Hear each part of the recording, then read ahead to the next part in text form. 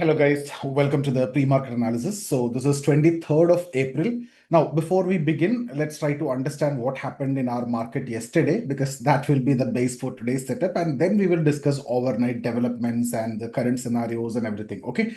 So yesterday what we have seen is Nifty and Sensex in fact closed 1% negative. And if you look at the primary reason, that is IT sector collapse, almost 3.5% IT sector was down and was showing considerable weakness also. And the major trigger was the HCL tech result, and it was slightly disappointing. So there is a weak forward guidance also. And because of that itself, market reacted very badly to the particular stock. And HCL tech, I think, have fallen almost 10%. That's the worst fall in last 10 years, okay, in a single day. So if you see, Infosys is also because of that anyway dragged. Entire IT sector was dragging. So Infosys also minus 0.3, minus 3%, and TCS also 3% down. And overall IT index 3.9% down. It's close to 4%, and that's the one which actually dragged the Nifty. Okay, so Nifty 1% down, and mainly it was dragged by the IT sector. We have seen some time Bank Nifty was coming to positive territory, but still IT was dragging yesterday. So one stock, that is HCL Tech basically dragged the entire sector, and then that led to Infosys and TCS, and then that also together led to dragging this Nifty also. That's what actually happened yesterday. So that's the main reason for market fall yesterday. Then the second factor, if you see, the global uncertainty is still continuing, that we discussed anyway in the pre-market yesterday. Uncertainty is there. Oil price was also spiking, right? The ceasefire extended, but that uncertainty is still there. There is no clarity on Iran agreeing to talks or Israel stance. There is no clarity on that as of now, just that the ceasefire have extended. So what is happening now? Global market is cautious, right? Even if you want to go up, but it slowly consolidate, or slowly it will go up. So if you are an option trader, if you're a buyer, it is going to be very difficult in this scenario, right? And if you're a seller, this is the best scenario. And Asian market was slightly negative also yesterday, and we have seen that in our market. And initial that down move and then small recovery, it went completely sideways and closed at 1% negative. So yesterday, if you ask me what is the reason for that 1% dip, it is mainly because from 24,600 level, previous day high, to almost 24,300 it came. Now today we are going to get around 150, 200 point gap down. Gift Nifty is falling also. So yesterday it was negative, right? IT weakness and global uncertainty. Because of that, the fall was there. Now let's look at the global cues. See, what was the initial sentiment, right? It is mixed, weak global momentum, because you are not getting that momentum on the upside. Market is waiting for a trigger for a down move, right? So now the scenarios, the chances of getting, as an option buyer, I'm talking about. Option seller, anyway, it is going to be easy. So the scenario is, it can consolidate, it can go sideways, right? Unless there is a very good positive trigger, it won't give a rally on the upside. Rather, if you get any small trigger, you can get a good trade on the downside. So that is a scenario. In between, as a scalper, you can make money, but that will be on both the sides, right? So market is like this in an uncertain phase where there is no clarity on the upside or on the downside also, right? Market is not falling now because already have fallen in the worst scenario and the worst also, and recovered, and now stuck in that 50% retracement, 60% retracement level. So you can get scalping opportunity. And if you look at the global sentiment yesterday, initially, like we have seen, is a mixed situation, and then the weak global momentum. And then Trump announced that ceasefire have extended indefinitely. And he also told the talks could resume as early as Friday. So then market reaction have shifted from this all these wars and everything to earnings and the macro strength of the economy. And finally, if you look at the way US markets have closed, Dow is almost 0.7% up, S&P is 1% up, Nasdaq 1.5% up. So closed at new all-time highs. So US markets are now, see, all these guys have started everything, and market have also fallen sharply. Their market have recovered, and now club coming to the all-time highs. Our market from all-time high have fallen to 22,200. Now only 60% have recovered from that, and not coming to all-time high. And right. So, and VIX also, if you see, have dropped from 19.5 to 19, which is again a positive sentiment. Oil is still a concern. If you see, despite all these positive US market, oil still staying at a slightly higher level, though below the psychological level. Brent is around 101 and WTI trading at around 92, 93 level. So the thing is that the market is not fully convinced about the stability. GIFT Nifty is indicating 24 160 level. So if you connect it with Nifty underlying, we can look for 150 to 200 point gap down opening today. So see, what I want to tell you is that US markets have closed strong, right? But Indian market is now showing a gap down.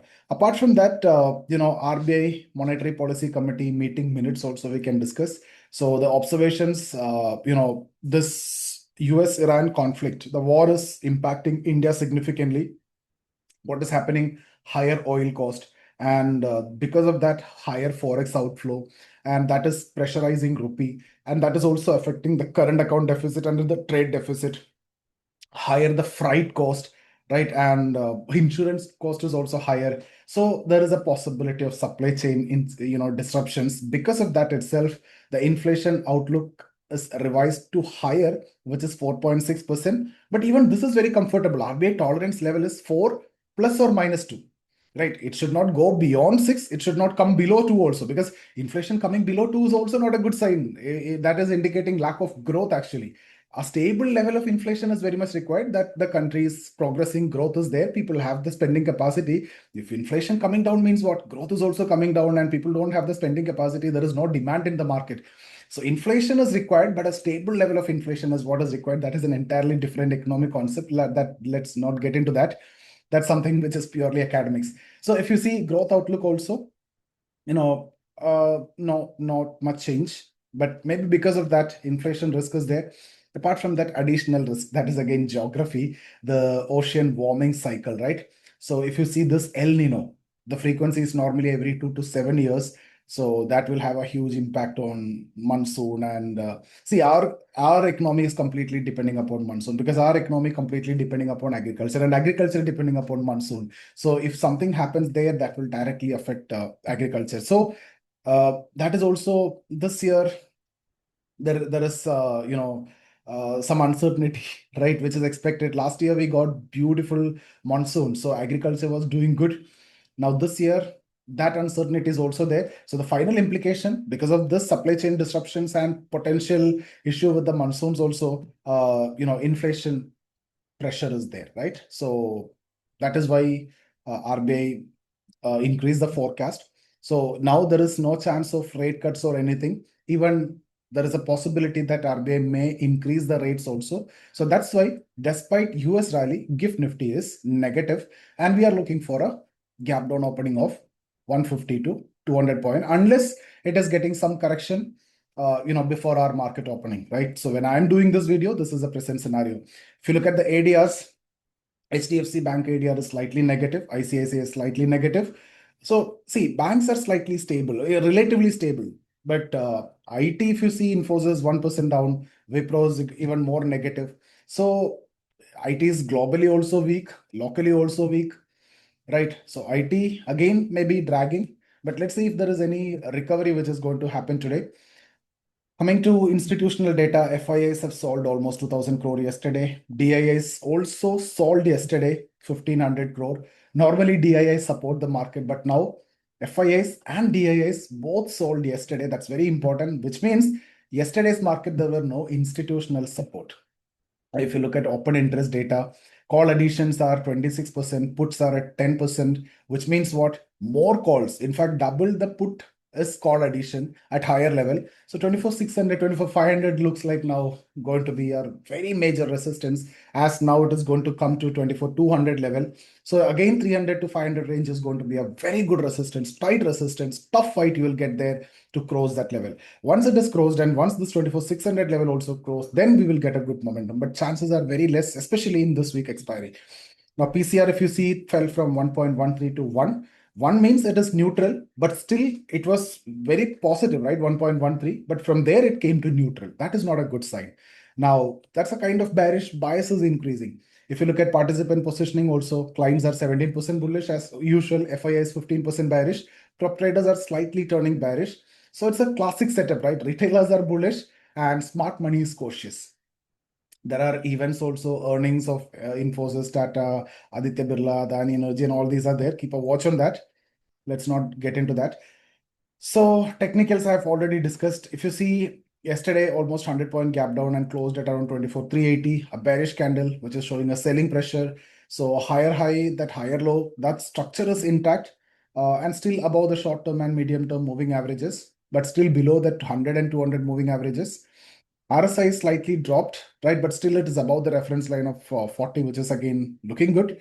But let's see what is actually happening at the resistance level. It could be sideways. That's what I'm expecting. Unless there is a trigger, it won't come down. Unless there is a very good clarity, it won't go up also. A small trigger is enough for the market to come down. Otherwise, it will be confusing. You will get only the scalping opportunity, 10, 20 points here and there. You get it and get out of it, right? So immediate resistance, 24,300 to 500 is a range.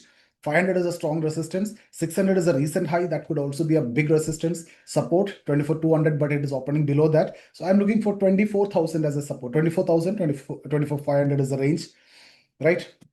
Bank Nifty resistance level 57,500, 57,600 range. Support 56,600, 56,500 range. So if you see options, the data, 24,500 is where very good amount of call writing is there. 24,600, 24,400, 24,400 could be these straddle people. Put side, if you see 24,000 is maximum. So 24,500 is a good rate. And if you see below that, you can see 23,800 where put is there. 24,300 also, that could be the straddle people. So the range is 24,500 on one side on the higher side for time being and 24,000 on the lower side. So overall, the US market is looking strong. It was mixed initially, but recovered. Strong rally, you got an all-time high. Now, but in India, we are facing pressure. I've told you the reason also, RBI related issue, inflation pressure may be there, a revision of forecast is there, no interest rate cut possibilities there, interest rate hike possibilities also there. So all these will affect the market. So take care, be very careful, especially if you're trading Sensex. If you would like to join us for the live trading sessions, get in touch with us. I see you there.